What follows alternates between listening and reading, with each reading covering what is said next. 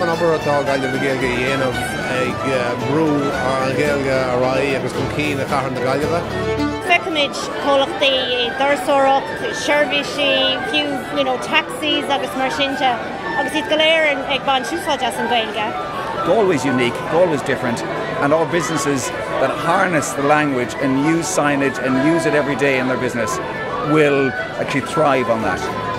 As we face in to European Capital of Culture 2020, which is a big deal and which is an important milestone for this city, we would never have achieved that without our bilingual city status, and we would never have achieved that without all of the businesses and all of the people that are committed to our culture and heritage in so many different spheres, but especially with regards to our language. And I think Gaillimh na Gaeilge and the entrance here today are a perfect example of what makes Galway special. Tréaslim go speisialta leis na chólachtaí agus leis na heagraíochtaí bríomhar atá an seo tróna a ban an gearlista amach. Is iontach an rud é féchan teart agus an seomra lán de daoine a bhfuil sim acu agus passion acu don Gaeilge arbeirt in bhar gólachtaí don chathair dúin go léir. Tá an tá ar an gúil serviceí Gaillimh na Gaeilge ar fáil chun cuidiú linn san obair seo. Ag cuireann lú ar an gurbíad na céimena beaga a cabharíonn. Ní gá go méid lífa ar an pointe bhuise. A th dús bháin me méid a bhí le ráig na moltarí maidir leis an gearlasta agus iad ag bránú na bútearí. Bhui gacha le gnólacht i bhain gomórarin, tá obair iontach ar siúrá acu go léir chun an Gaeilge chun an king in a gnó. We really felt that these business people are proud of the Irish language and of the official bilingual status of Galway. Is léir gan aineann siad an luach a bhaine le húsáid ar dan go dúchais, mar úr le swargaíochta, agus go bhecinn siad na buntáistí a bhaine le inneachíocht na Gaeilge ar chóirí ar ábhar gnó mar réin le seirbhís sa Gaeilge a chur a fáil. Tasméid leis an chéad categóir, Mengial, in the retail category, áirithe ag Galway Bay FM, is iad na bútearí in the category ná, Siúpa leabhar agus Danalan í chinne Cho. Tá muid iontach bódaí chaithim rá i dús bear ba cheanna charra linn Sheosaimh Ógartaigh. Bhain muid annach chuid ceachtaí ó Gaillimh na Gaeilge. Thug sé tróir an seo chuin leidir beag an siúd chuin agus mar sinnte.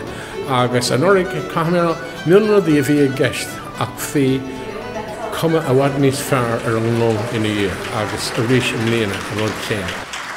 Bogam a Jarainis chuid category dór, fáilteachas agus tarasaracht, the tourism and hospitality category, áirithe ag Fáilte Ireland. Agus is iad na bútearí ná, the Connacht Hotel.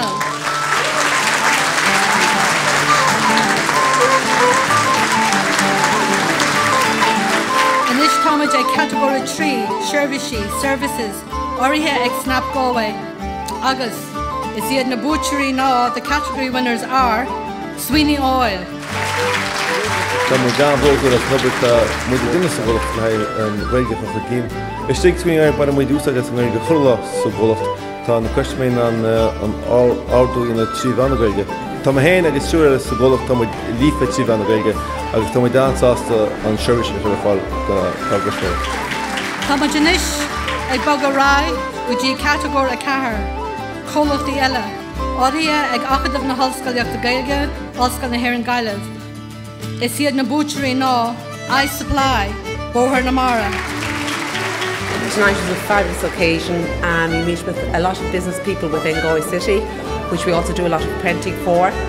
We, as I Supply, we're unique in the sense of that most businesses starting up come to us to get their stationery, their brochures, the signage.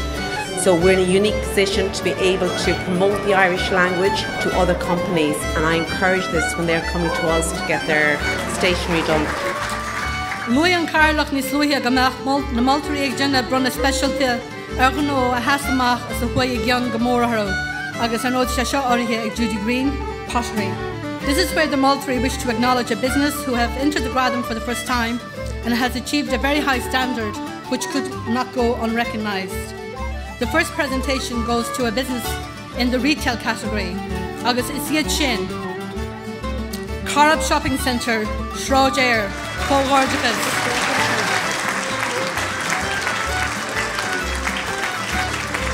Chain an dara Bronnadh chuig gnós the category Sherbishy, agus is the chin, big O taxis and Ahawar.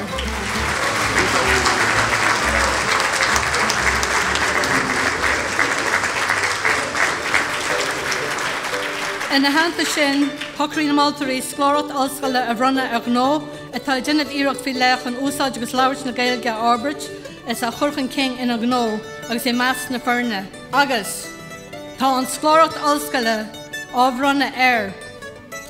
Colum Kennelly, O Columns Life Pharmacy, Boher na Tra.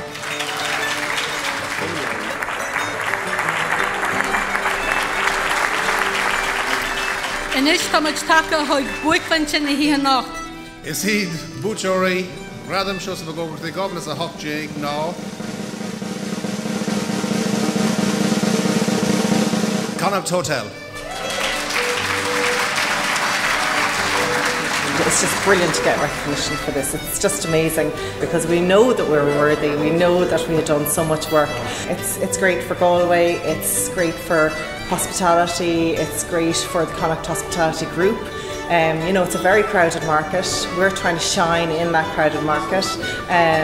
We took a focus on Irish, the Irish language, and it's paid. It's brilliant. It's amazing. It's great for the whole team.